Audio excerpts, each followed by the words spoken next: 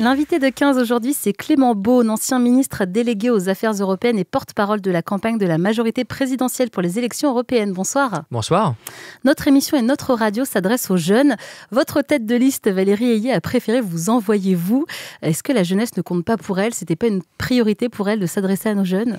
Non, je crois pas. D'abord, elle est plus jeune que moi, donc je pense qu'il n'y a pas d'âge pour parler de jeunesse et à la jeunesse. J'espère être encore un peu un jeune politique et un jeune en politique, parce que ça fait pas si longtemps que j'en fais. Et je pense que c'est une des questions qu'on doit se poser sur comment on s'engage, à quel moment on s'engage.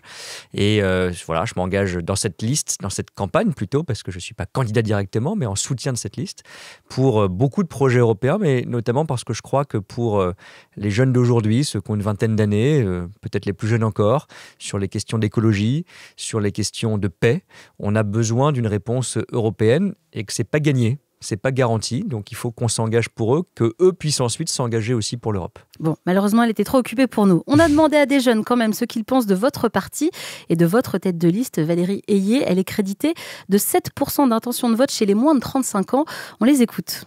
Dans l'ombre de Macron qui essaie de se faire une place, mais ouais, pareil, opportuniste quoi. Suiveuse un peu, non, derrière Macron, enfin, exécutrice. C'est du bullshit. Ultra-libéral, consensuel. Inexistante. Je sais pas qui c'est. Centriste. Important au Parlement européen. Je la connais pas. Je la connais pas non plus. C'est une vision très libérale de l'Europe, mais c'est aussi la vision de la construction de l'Union européenne. Macronisme, Macron, déception, service public qui tombe en lambeaux. Très théâtral, très... Ils vendent du rêve et après, par derrière, il n'y a rien quoi. Beau parleur. Il joue le jeu de l'extrême droite. C'est le côté humain, je trouve, qui manque beaucoup à ce parti. Alignement, conservatisme et opportunisme. Qu'est-ce que vous voulez répondre à ces jeunes pas très positifs ? Non, ça c'est parfois aussi la réalité quand vous êtes au pouvoir, aux responsabilités. On a plus de critiques, il faut les entendre aussi parce qu'il y a des mots qui reviennent. J'en ai beaucoup entendu le mot libéral. Il y a d'autres choses qui n'étaient pas vraiment sur le fond. C'est pas une critique, mais libéral, ça touche à l'orientation des politiques et de le projet européen qu'on porte. Moi, je ne crois pas qu'on soit des libéraux, des ultra-libéraux au sens où peut-être ces jeunes l'entendaient, et on l'entend parfois, c'est-à-dire une Europe qui serait seulement un grand marché de la concurrence. C'est vrai. Il y a des aspects d'ailleurs que moi je juge positifs dans l'idée d'avoir un marché européen, parce que ça a réuni aussi même politiquement des pays qui étaient, il faut s'en souvenir au moment de la guerre, complètement divisés, qu'on a unis par des moyens économiques communs, l'acier, le charbon et d'autres projets. Donc il ne faut pas jeter ça avec l'eau du bain. Et libéral, c'est aussi libéral politiquement. Moi je le revendique quand on défend les droits des femmes, quand on défend les droits des minorités, quand on défend les droits des individus contre l'État ou contre le pouvoir qui peut toujours être autoritaire. C'est important d'être libéral sur ce point aussi. Mais je pense que ce n'est pas tout à fait juste, ou en tout cas c'est caricatural. Quand on a proposé beaucoup de choses, par exemple pour changer les accords commerciaux, quand on a proposé une taxe carbone aux frontières de l'Europe pour éviter qu'on ait du dumping social des entreprises chinoises qui exporteraient chez nous et qui exploitent parfois des gamins ou qui ne respectent pas des engagements environnementaux. Tout ça, je ne crois pas que ce soit libéral, en tout cas pas au sens où c'est souvent entendu. Et donc voilà, ce que je regrette un petit peu, mais c'est aussi pour ça qu'on est là, c'est qu'on a une députée européenne, on parlait de notre tête de liste, Valérie Ayé, qui avec d'autres est engagée depuis 5 ans, a fait beaucoup de choses, qu'on aime ou qu'on n'aime pas. Moi, je pense qu'il y a beaucoup de choses très positives qui ont été faites, mais voilà, qu'on ne peut pas juste résumer à des clichés. Donc à nous de dire aussi, derrière vos mots, opportunistes, suivistes, etc., regardez des réformes concrètes qui ont été faites, taxe carbone aux frontières, plan de relance, achat des vaccins pour le Covid, on l'a fait au niveau européen et ça doit beaucoup à Valérie Ayé en particulier. 76% des 18-34 ans n'ont pas l'intention d'aller voter. Comment les convaincre ? C'est toujours difficile. Là aussi, moi, j'ai une chose qui m'a beaucoup frappé, qui m'a un peu traumatisé, c'est le référendum du Brexit. Moi, j'étais avec un ami anglais ce soir-là, cette nuit-là. J'ai regardé jusqu'à 6h du matin les derniers résultats et on a vu au fil de la nuit que ça basculait du mauvais côté, parce que je pense être le mauvais côté, c'est-à-dire tourner le dos à l'Europe. Et notamment pour les jeunes britanniques, je pense que c'est un drame. Et surtout, il y a beaucoup de jeunes au Royaume-Uni qui n'ont pas voté. Parce que peut-être qu'ils ne voyaient pas l'enjeu, peut-être qu'ils se disaient, il y a eu beaucoup d'enquêtes qui l'ont montré après coup, que ça n'arriverait pas, que l'Europe était acquise, que participer à l'Union européenne, programme Erasmus, à beaucoup d'autres échanges, des jumelages, des coopérations, de la pêche à la science, c'était pour toujours, c'était naturel. Bon, ça l'est pas. Et le projet européen, il a 70 ans, un tout petit peu plus sur certaines coopérations. Il est très jeune pour un projet politique, il est très fragile. Et on peut critiquer une liste, une orientation politique, un gouvernement, un État, mais je dis vraiment aux jeunes, considérez pas que c'est un sujet ultra compliqué, ultra technocratique, encore moins que c'est un sujet garanti, la paix européenne, le projet européen, c'est pas vrai. Et donc, il faut voter, il faut s'engager, où vous voulez, dans une association, un parti, une liste, et voter plutôt pour Valérie Ayé, évidemment. Je vais essayer de vous en convaincre, mais votez en tout cas, parce que sinon, d'autres décideront pour vous. Et cette élection-là, peut-être encore plus que les autres, alors qu'on ne le voit pas, elle est super importante. Il n'y a pas de politique écologique, pour prendre juste cet exemple, sans action européenne. Et donc, si on croit à l'écologie, si on croit à la paix, on a besoin de l'Europe. A, B ou C, après on choisit, c'est la démocratie. Mais vraiment, il ne faut pas lâcher ce sujet européen-là. Moi, dans ma génération, on n'imaginait pas une seconde qu'il y aurait un pays qui sortirait de l'Europe. C'est arrivé. On n'imaginait pas une seconde qu'il y aurait la guerre aux frontières de l'Europe sur le continent européen. C'est arrivé. Donc voilà, il faut se battre un peu. Justement, pouvez-vous rappeler à nos jeunes ce que l'Europe fait pour eux? Il y a Erasmus, par exemple, le Pass Interrail ou encore la mission volontariat dans un autre pays. Oui, il y a plein de choses qui concernent les jeunes, les échanges, les jumelages, et qu'on essaye de démocratiser. Parce que Erasmus, on le cite souvent, moi je trouve que c'est une superbe idée, un formidable succès, mais c'est 5% des étudiants, et même pas 5% des jeunes, parce que tout le monde n'est pas étudiant, qui bénéficient d'Erasmus en France aujourd'hui. C'est beaucoup plus que quand moi j'étais étudiant, mais il y a des filières entières qui sont encore à l'écart. Par exemple, un apprenti, jusqu'à il y a quelques années, on a créé Erasmus pour les apprentis justement, ne pouvait pas bénéficier de cette formidable aventure. Et il y a beaucoup de filières pro, notamment, parfois de filières moins sélectives, parce que c'est souvent les grandes écoles ou quelques filières un peu d'élite qui bénéficient d'Erasmus, qui se sentent, parce que ce n'est pas le cas en vrai, mais se sentent exclus d'Erasmus. Et donc, il faut le dire, d'abord, tous les jeunes ont droit à Erasmus. Il n'y a pas d'exclusion par les filières et par le milieu social, puisqu'il y a des bourses Erasmus. Mais ce n'est pas que ça, hein. On sourit aujourd'hui quand on dit à un jeune « l'Europe, c'est la paix ». Je vais faire exprès de dire ça. L'Europe, c'est la paix. Et je peux vous dire, moi, je suis allé à Kiev. Je suis allé voir justement des associations de jeunes ukrainiens. Certains, ils vont être mobilisés sur le front. Je ne dis pas ça pour faire peur, mais c'est la réalité. C'est à moins de 2000 km d'ici. Et pourtant, même ceux qui se battent, qui se sont battus, qui ont des gens dans leur famille qui se battent, ils veulent rentrer dans l'Union européenne. Parce qu'ils se disent, demain, ça ira mieux, on va retrouver la paix, on va retrouver la liberté. Le symbole est plus que le symbole. La vie démocratique, positive, l'avenir, c'est d'être dans l'Union européenne. Et donc, c'est une chance énorme. Si on a une fois l'occasion dans sa vie, sur un chat, dans un échange qu'on veut, dans sa fac, si on est à l'université ou dans une école, de discuter avec un Polonais, avec un Ukrainien, avec un Slovène, avec quelqu'un qui vient notamment de l'Est de l'Europe, franchement, prenez cette heure pour discuter. Eux, ils vous diront encore plus que moi et que nous ce que c'est que l'Europe et ce que ça représente pour eux. C'est de la liberté, c'est de la démocratie.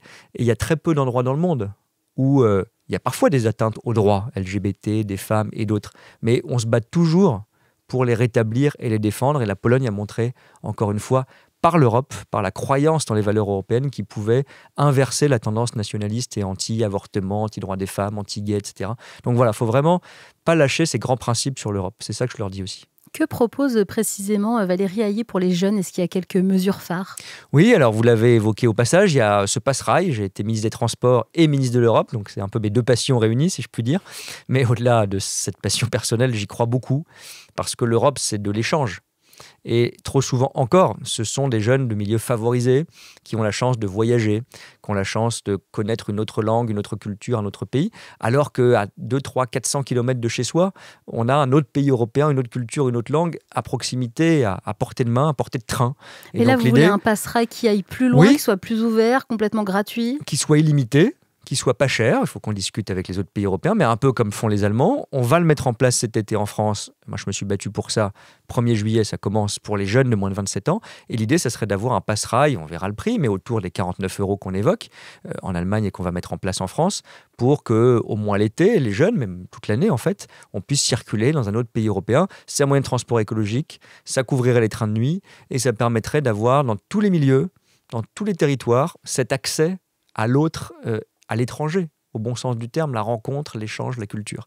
Voilà, ça par exemple, c'est une mesure concrète. On propose un pass culture pour avoir aussi l'accès à d'autres lieux, monuments dans d'autres pays européens. Donc un pass culture européen, Emmanuel Macron en a parlé il y a 6 mois, on n'a pas eu de nouvelles depuis. Non, il en a parlé dans son discours de la Sorbonne il y a quelques semaines. On a créé le pass culture français. C'est les Italiens qui ont eu cette idée, il faut leur rendre hommage. La France a suivi, je crois que l'Espagne le fait aujourd'hui, de connecter tout ça et permettre à tous les jeunes Européens d'avoir ce pass culture qui existe nulle part ailleurs dans le monde. Ça sera un très beau projet. Puis je vais prendre l'autre mesure, parce que les jeunes, ils ne pensent pas qu'à eux-mêmes, ils pensent à la société dans son ensemble. Si on veut réussir la transition écologique, être zéro carbone en 2050, il faut des règles, sur, par exemple, l'interdiction de vente des voitures thermiques en 2035. C'est l'Europe qui a permis ça et la France y a beaucoup contribué, nos députés européens comme Valérie Ayé notamment.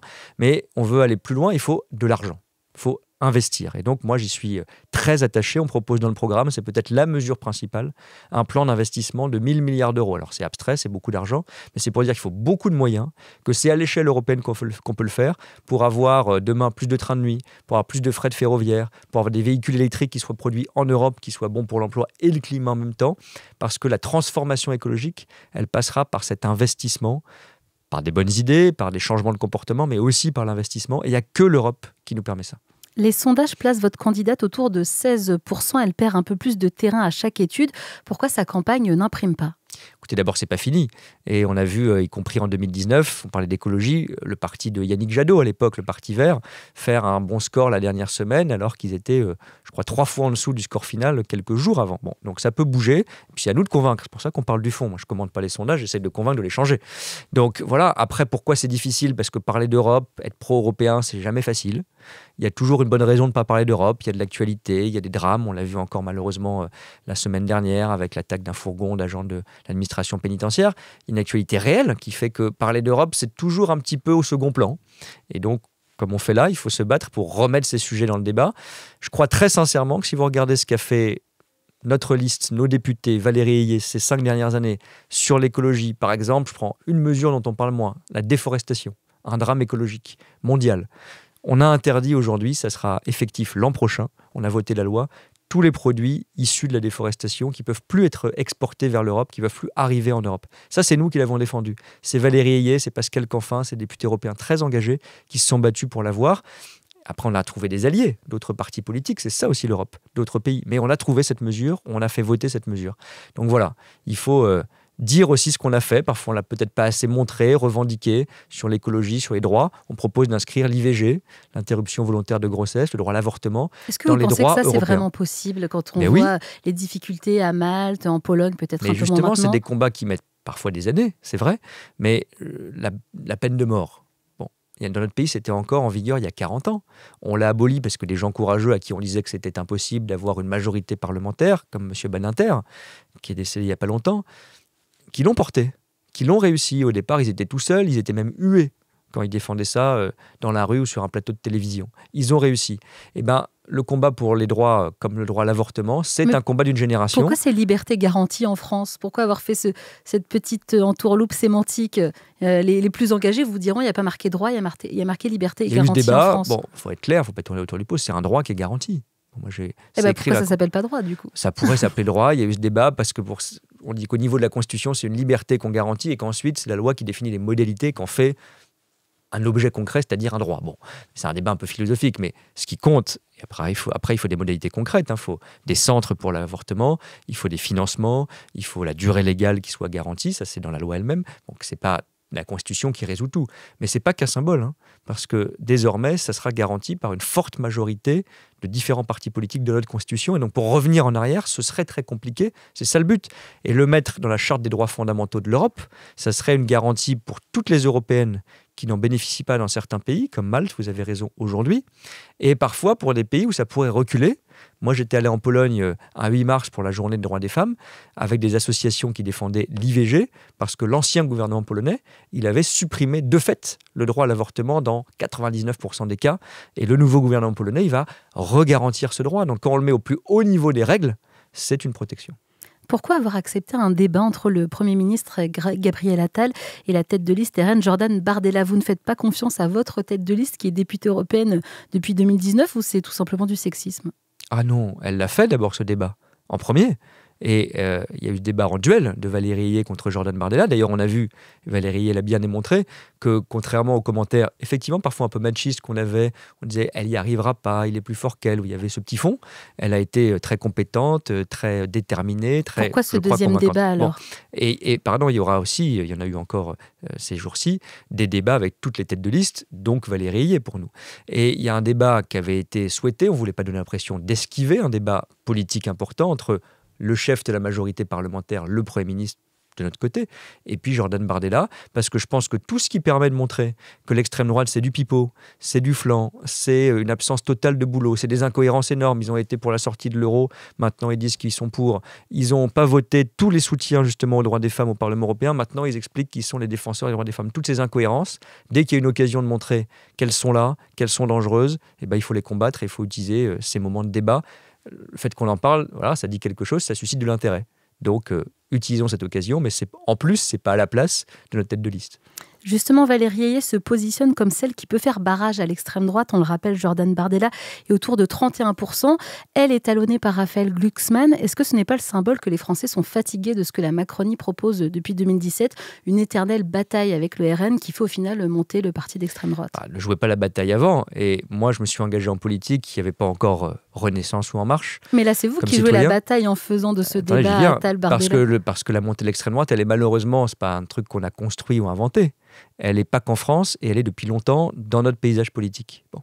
Et elle prend différentes formes. Le Brexit, c'est un nationalisme pour moi d'extrême droite au fond. Le Trumpisme, c'est l'extrême droite au pouvoir aux États-Unis. Ce n'est pas nous qui sommes à l'origine de tout ça. On l'a combattu et on a un président de la République qui a été élu 2 fois contre l'extrême droite. Ça compte aussi. C'était pas évident en 2017 ou en 2022 si on avait eu, je crois, d'autres candidats face à Marine Le Pen.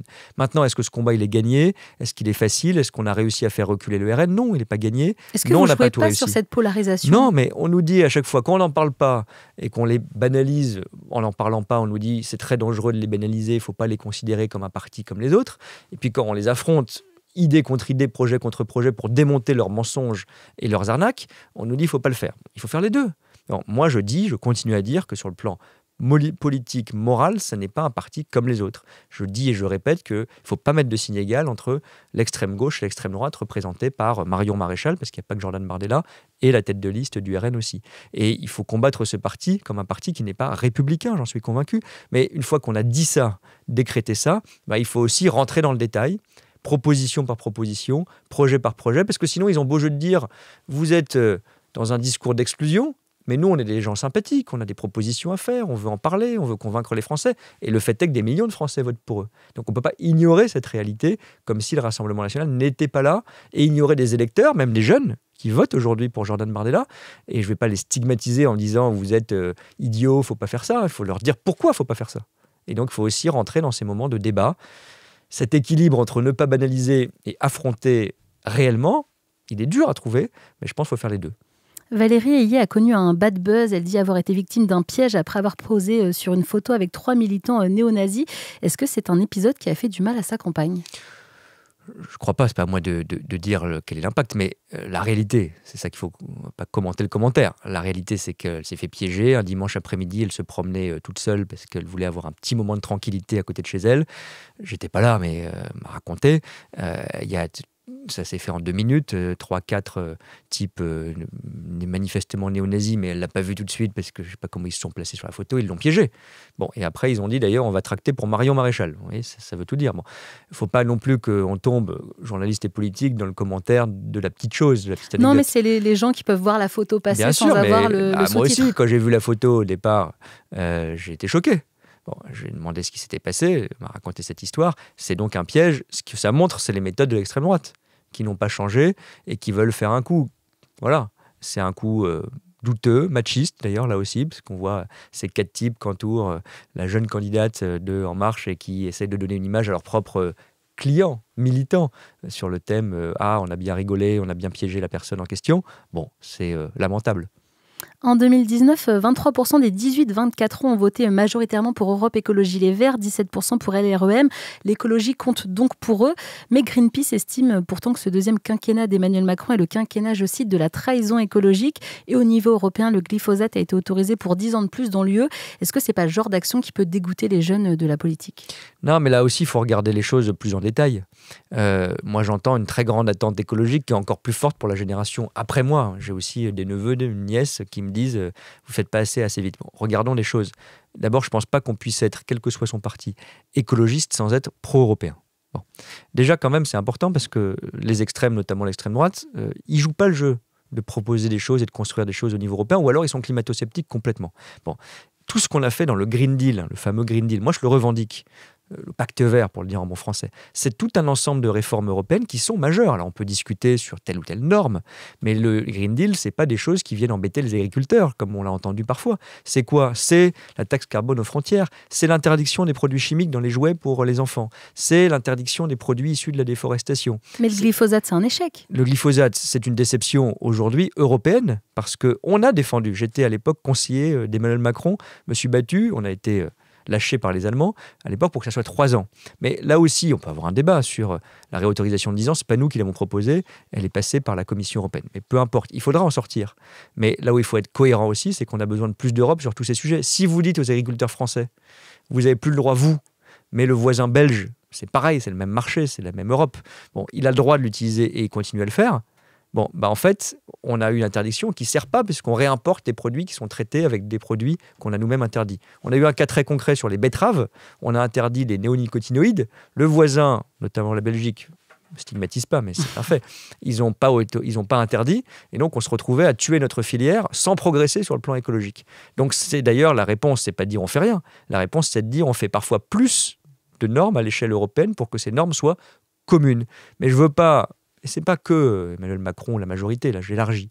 Je ne veux pas qu'on dise que l'Europe, et que la France en particulier, n'ont pas avancé sur le plan écologique. Quand vous nous comparez au reste du monde, et allons encore plus loin, on est le continent, le seul qui a dit neutralité carbone en 2050, le seul qui a dit on va interdire les voitures thermiques en 2035, le seul qui a dit on va imposer les carburants verts dans les avions pour décarboner aussi ce secteur-là, etc. Le seul qui, j'espère, va réinvestir, et qui a commencé à le faire dans le ferroviaire massivement ces prochaines années, pas les États-Unis et pas la Chine. Donc voilà, il faut aussi qu'on soit fiers, ça dépasse un parti, mais de ce qu'on fait au niveau européen, et est-ce qu'on y a contribué? Nous, les macronistes, comme on nous appelle souvent péjorativement, moi je le défends, là-dessus on a été hyper offensif. L'UE consacre plus de 30% de son budget total à la défense de l'environnement et à la lutte contre le changement climatique. Est-ce que c'est suffisant quand on voit l'état de notre planète et les records de chaleur qu'on vit tous les étés maintenant? Il faut sans doute aller plus loin, mais au-delà du pourcentage, je prends quelques exemples, quelques illustrations. Dans le plan de relance, on a fait un grand plan de relance au niveau européen. Belle victoire aussi de la France en Europe et de l'Europe tout court. Bon, c'était 750 milliards d'euros. On a dit qu'il fallait qu'il y ait au moins 30% justement qui soient consacrés dans chaque pays, pas qu'en France, hein. France on a fait un peu plus, qui est 30% au moins qui sont consacrés à la transition écologique, concrètement à développer des usines de batteries électriques, à réinvestir dans les trains de nuit, ce qu'on a financé par le plan de relance européen aussi en France, il faut le savoir. Voilà, donc il y a des choses qui sont déjà faites. Le budget européen lui-même, parlons de l'éléphant dans la pièce, c'est la politique agricole commune qui est la principale politique. Est-ce qu'elle est assez verte? Sans doute pas. Mais on voit aussi, il ne faut pas stigmatiser... vu de loin, les agriculteurs, ils veulent faire la transition écologique. Ils ont des normes environnementales qui sont de plus en plus strictes, c'est une réalité, mais parfois, ils ont un problème de soutien financier, c'est cher, de faire plus vert, de produire plus vert, il faut les aider plus. Et puis, parfois, il y a des concurrences européennes qui ne sont pas acceptables. Quand vous avez un produit interdit en France et pas interdit chez le voisin, parfois l'inverse, mais souvent, c'est dans ce sens-là, on est plus 10 ans, mieux 10 ans que les autres. Eh bien, ça ne marche pas. Est-ce que l'idée, c'est pas de se battre pour que les voisins arrêtent, bien sûr, au lieu de nous reculer sur la politique écologique, ce qu'on a fait ces derniers mois avec la crise des agriculteurs? Non, mais attendez, regardez, y compris sur les phytosanitaires, y compris sur les pesticides, on est le pays, l'un des pays, et parfois le pays sur beaucoup de sujets, qui va le plus loin dans les interdictions et la rapidité de sortie de ces produits-là. Est-ce qu'il faut sortir de ces produits avec effectivement la même ambition, la même règle au niveau européen? Oui, mais c'est pour ça que moi je suis cohérent. Je ne crache pas sur le Green Deal qu'on a construit ces dernières années, avec Pascal Canfin et avec d'autres. Il faut au contraire le continuer, mais il faut peut-être le compléter, parce qu'on a fait, pour faire simple, beaucoup de normes et pas assez d'investissements. Et donc, si vous n'investissez pas dans des usines pour produire les batteries électriques, dans l'achat de nouveaux wagons de train de nuit, dans l'investissement des agriculteurs pour qu'ils produisent bio, etc., si on ne le fait pas avec un accompagnement financier, si on n'aide pas les gens à changer de voiture, qu'on fait en France avec le leasing social, mais qu'il faudrait faire au niveau européen, on n'y arrivera pas. On peut mettre toutes les règles qu'on veut, on n'y arrivera pas. Si on ajoute l'investissement d'un côté et la réciprocité de l'autre côté, c'est-à-dire imposer les mêmes règles aux autres, chinois, américains, indiens, brésiliens, avec des règles à l'échelle européenne, là, on peut faire une vraie transformation complète. On parlait tout à l'heure des droits des femmes. La directive européenne sur les violences faites aux femmes ne propose finalement pas de définition commune de la notion de viol, notamment à cause de la France qui n'a pas validé le texte qui faisait de l'absence de consentement un élément central. Qu'est-ce que vous en pensez quand on sait qu'en France, une femme est victime d'un viol ou d'une tentative de viol toutes les 7 minutes? Je vais être très clair, il y a beaucoup de jeunes, notamment, pas que les jeunes, mais qui ont été choqués par ce débat et par cette position de la France. il faut rappeler la vraie position. C'est-à-dire, on a dit qu'on n'était pas contre l'ajout de la notion de consentement dans la définition du viol. C'est ça le point clé, hein, le fond. On disait que ce n'était pas dans une jurisprudence et une législation européenne qu'il fallait le faire. Je ne veux pas rentrer en trop de détails, mais c'est important. Il y a la question de ce qu'on définit comme des crimes européens. Et donc la position de la France, ça ne date pas d'Emmanuel Macron, ça a été de dire qu'il faut que ce soit des crimes transfrontaliers. Ce n'est pas une question de gravité, c'est une question d'échelle. Est-ce qu'on est plus efficace à l'échelle européenne? Oui, quand c'est un grand trafic de drogue ou un trafic de migrants, parce que par définition, ça dépasse les frontières. En général, le viol, c'est dans sa famille, c'est l'immense majorité des cas, c'est dans l'entourage proche, c'est l'immense majorité des cas, c'est rarement des réseaux. Bon, mais même la justice française, elle n'est pas compétente, il y a 15% des viols qui sont condamnés. Et bien justement, je viens sur le fond. Et le président l'a dit, je pense que c'est une très bonne chose, ça a été peu entendu, j'en profite pour le dire et le revendiquer, on va introduire la notion de consentement sur la question du viol dans le droit pénal français. Et ça, c'est une avancée de fond. Peut-être que ça a été provoqué par ce débat européen, justement, un des bénéfices de l'Europe, mais je pense que la bonne façon de faire, c'est pas de se soumettre à une jurisprudence hongroise ou polonaise qui sera peut-être pas très progressiste, mais c'est d'avoir une évolution dans le droit français pour ajouter ça. Donc je le dis aussi notamment aux jeunes, notamment aux femmes qui nous écoutent, qui sont très sensibles à juste titre à ces questions, on va faire cette réforme en France. Quand ? Le garde des Sceaux a été missionné par le président pour proposer un texte très rapidement. Je n'ai pas le calendrier exact, je ne suis plus membre du gouvernement, mais ça va arriver, je suis sûr, d'ici la fin de l'année. Dans cette émission, on parle très souvent de la santé mentale des jeunes. On sait qu'ils ont été très touchés par la pandémie de Covid. Il n'y a toujours pas de stratégie européenne globale en matière de santé mentale. C'est grave, non ? Oui, mais je veux dire, c'est encore plus grave. Il y a encore 4 ans, il n'y avait pas de politique européenne de santé tout court. Bon. Et les crises ont parfois cette vertu de nous faire prendre conscience des choses et des manques. On a créé une politique de santé européenne au départ sur le vaccin Covid. Maintenant, on propose, et on a fait une mesure phare, c'est rare qu'on parle de santé à ce niveau-là, dans notre programme, un plan qu'on appelle Marie Curie, en hommage à cette grande scientifique française et européenne, pour mettre de l'argent en plus sur des programmes de recherche communs qui nous concernent tous. Alzheimer, les maladies dégénératives du cerveau, l'autisme. Et je pense qu'il faut y intégrer effectivement la santé mentale. Vous savez, moi j'avais lancé une grande consultation européenne quand j'étais ministre des Affaires européennes dans toute l'Europe. On avait eu plusieurs dizaines de milliers de jeunes qui avaient répondu. Et le premier sujet qu'ils avaient dit important pour eux et pour l'échelon européen, c'était la santé mentale. On était juste après le Covid en plus, mais ça va au-delà de la Covid et de cette période de confinement et de restrictions. Il faut qu'on ait un plan européen de santé mentale dans le cadre de ce plan de santé Marie Curie. Concernant le numérique, le Digital Services Act est entré en vigueur. Amazon, Facebook, Google, Instagram, Snapchat, TikTok et X doivent se conformer à cette législation européenne et mieux réguler leur contenu. Mais quand on voit les problèmes de cyberharcèlement qui continuent, la difficulté à réguler les contenus porno pour les jeunes et l'augmentation de la pédocriminalité en ligne, est-ce que l'Europe se bouge assez pour qu'Internet soit sûr pour les jeunes ? Ces législations-là, vous avez cité, elles ne sont pas très compréhensibles quand on dit comme ça, DSA, DMA, mais c'est des règles européennes pour soumettre les plateformes à ces obligations. C'est-à-dire qu'elles doivent retirer des contenus vite dans l'heure quand ils ont un contenu terroriste, quand ils ont un caractère sexiste, antisémite, homophobe, de harcèlement. Ça, déjà, c'était un combat compliqué. On l'a fait, et là aussi, j'insiste, il n'y a qu'à l'échelle européenne qu'on peut être efficace. Si vous dites à Facebook ou à Meta en l'occurrence, ou à d'autres réseaux sociaux, que c'est qu'à l'échelle française que vous pouvez le faire, cette interdiction, ça ne marchera pas très bien. C'est mieux de le faire sur un marché de 450 millions de consommateurs et d'utilisateurs. Ce sont les Européens, les 27. Donc on a raison de le faire à l'échelle européenne. On l'a obtenu sous la présidence française de l'Union européenne. Ce texte, il vient d'être voté, donc il va commencer à être en application. Est-ce qu'il faudra tordre le bras des grandes plateformes pour qu'elles appliquent bien ce texte, vérifier qu'elles le font et les sanctionner, parce que ce texte prévoit des sanctions très fortes, des milliards d'euros potentiellement, plusieurs pourcents de leur chiffre d'affaires, je coûte à 10% je crois, ça va calmer tout le monde. Quand il y aura un premier réseau, une première plateforme qui va être sanctionnée et qui paiera 2, 3, 4, 10% de son chiffre d'affaires, ça ne sera pas anecdotique. Et c'est parce qu'on le fait à l'échelle européenne qu'on est capable de réguler. Donc c'est que le début, parce que c'est un nouveau monde en quelque sorte, le numérique. Moi je le vois comme responsable politique, ça fait que quelques années que je le suis. Un tweet, c'est 1000 messages de haine, tous les jours, plusieurs fois par jour. Moi je suis en quelque sorte payé pour ça, si je puis dire, et puis je suis un adulte.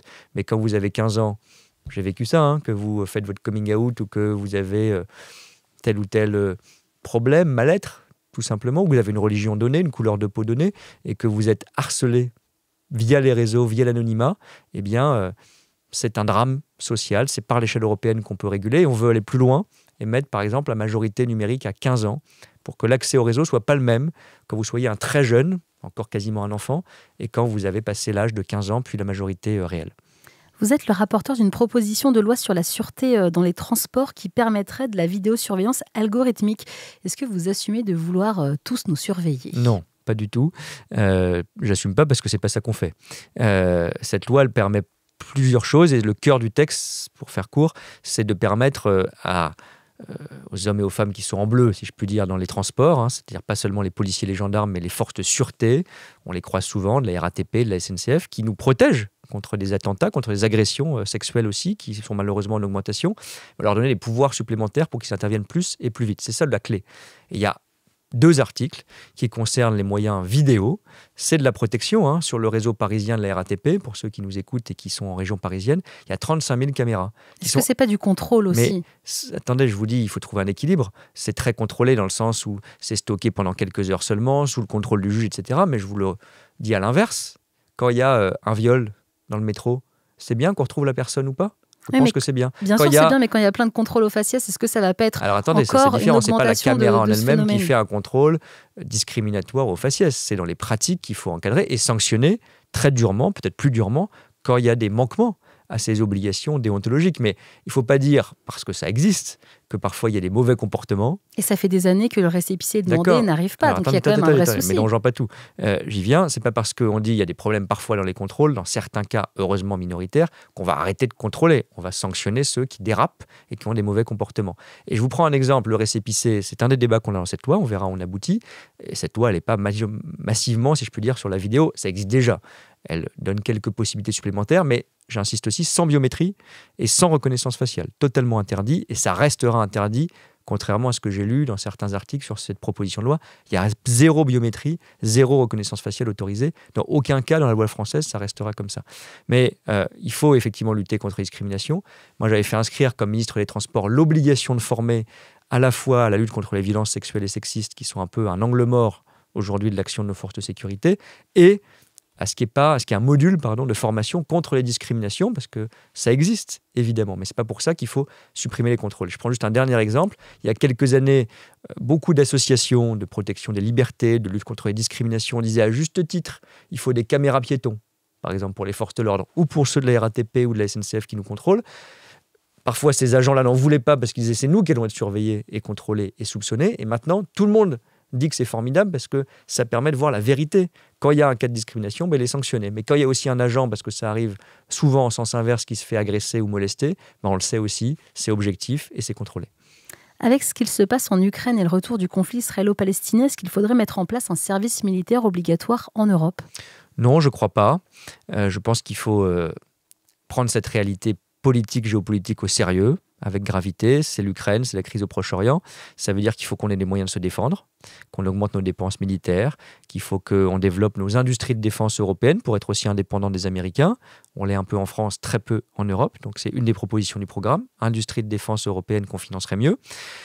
Et puis il faut dire cette réalité, notamment aux jeunes. Mais je ne crois pas que ce soit en créant un service ou en recréant un service militaire obligatoire qu'on se protège mieux et qu'on engage cette génération. Moi, je crois beaucoup plus, si on veut de l'engagement et du mélange social, au service civique, peut-être d'ailleurs à terme un service civique obligatoire. La guerre à Gaza prend énormément de place dans cette campagne. Quelle est la position de Valérie Ayé sur le sujet ? On a déjà du mal à saisir celle du président de la République. Non, elle est un équilibre. Bon, c'est toujours plus compliqué que quand on caricature, mais un sujet tellement sensible mérite qu'on soit dans l'équilibre et dans la nuance. D'abord, on refait la chronologie des faits. Il y a eu un drame, un massacre organisé par une organisation terroriste qui n'est pas une organisation de défense des Palestiniens, au contraire, qui s'appelle le Hamas, qu'il faut condamner comme tel, qui s'est passé le 7 octobre, avec encore plus de 100 otages qui sont détenus. C'est ça le point de départ et la réalité. Et puis il y a eu, ce qu'on peut comprendre, une réaction du gouvernement et de l'armée israélienne pour assurer sa sécurité. Est-ce qu'il y a des excès ? Est-ce qu'il y a des drames ? 35 000 morts, c'est assurer sa sécurité ? Non.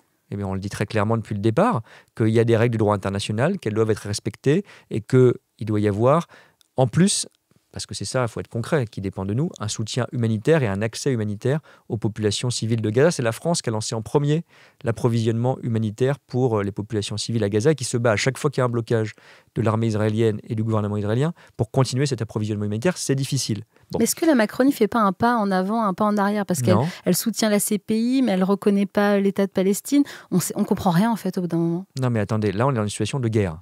Donc l'urgence, c'est quoi ? C'est que ça s'arrête. on est là aussi les premiers, avec les États-Unis qu'on a convaincus, mais un peu après nous, de dire il faut un cessez-le-feu immédiat. Bon, on n'est pas acteur de la guerre elle-même, heureusement d'ailleurs, mais on fait pression diplomatique, c'est dur parfois, pour que ça s'arrête, pour qu'il y ait un cessez-le-feu. On n'y est pas encore arrivé. Il y a eu des moments de trêve, mais il n'y a pas encore un cessez-le-feu. Donc c'est ça pour lequel on se bat. Et puis après, il y aura des initiatives diplomatiques, parce qu'on ne va pas juste, ce serait déjà beaucoup, mais arrêter le conflit. Il faut que la question israélo-palestinienne, qui est une question malheureusement qui a des décennies, soit réglée. Parfois, dans les crises, dans les pires drames, il y a une lueur d'espoir. Peut-être qu'après, et c'est notre responsabilité de puissance extérieure, notamment la France, qui peut parler à tout le monde au Proche-Orient, c'est notre force, qu'on arrive à relancer un processus de reconnaissance de 2 États, un processus de paix durable, parce que le pire drame, ce serait qu'on ait renforcé des 2 côtés la haine de l'autre pour les décennies qui viennent. Qu'un gamin israélien aujourd'hui se dise « mon pays s'est fait attaquer par le Hamas, ce sont tous les Palestiniens ». Non. Et que de côté palestinien, on se dise « les Israéliens veulent ma mort et ma souffrance pour l'éternité ». Non. Si on pense ça, et si on construit 2 générations qui pensent ça de part et d'autre, là c'est le drame. Donc notre réalité, notre obligation, après ce conflit, d'abord c'est d'y mettre fin le plus vite possible, mais c'est de relancer une initiative politique de paix. La campagne est entrée dans le dur. Aucun candidat ne s'épargne en France sur cette campagne européenne. Est-ce que c'est pas un peu du théâtre tout ça? Les journalistes politiques disent que Valérie Ayé s'entend pas si mal avec Manon Aubry, avec François-Xavier Bellamy, qui prennent le train ensemble, qui se soutiennent au Parlement. Un faux ou un tox? Écoutez, moi, j'y suis pas au Parlement européen, mais que des députés européens de différentes sensibilités se parlent, se tutoient, prennent un café de temps en temps, fassent parfois, ça arrive sur certains sujets, un amendement en commun, un vote en commun. C'est la réalité, ils sont publics les votes d'ailleurs. Ben moi, ça ne me choque pas, au contraire. Moi, je serais inquiet s'il n'y avait aucune coopération, aucune capacité à discuter. Mais là aussi, c'est une vraie question. Moi, je suis député de l'Assemblée nationale. Quand je suis à la buvette de l'Assemblée nationale, je ne bois pas d'alcool, je vous rassure, mais quand on a la buvette de l'Assemblée nationale, il m'arrive de discuter, heureusement, avec un député ou une députée LR, un député ou une députée écologiste, parfois même d'accord, et parfois même de se dire, est-ce qu'on ne ferait pas quelque chose en commun? Je prends un exemple, moi j'ai défendu le congé menstruel pour les femmes que proposaient les écologistes. Bon, cette loi n'a pas encore été votée, mais je pense qu'ils vont la reproposer, je la soutiendrai. Et est-ce qu'on se tutoie pour certains d'entre eux dans certains cas? Oui, bien sûr. Est-ce que ça veut dire qu'on est complice au mauvais sens du terme, c'est-à-dire qu'on s'engueulerait en public et qu'en fait tout ça est faux? Non. On a des désaccords, mais un désaccord, c'est pas un conflit. Un désaccord, c'est pas une opposition irrémédiable et insurmontable surtout. Et puis en plus, il y a des nuances. Moi, je ne mets pas dans le même sac l'extrême droite et un autre député d'un parti que je juge républicain. Merci beaucoup Clément Beaune d'être passé dans 15. Je rappelle que vous êtes porte-parole de la campagne de la majorité présidentielle pour les élections européennes, liste portée par Valérie Ayé. À bientôt. Merci.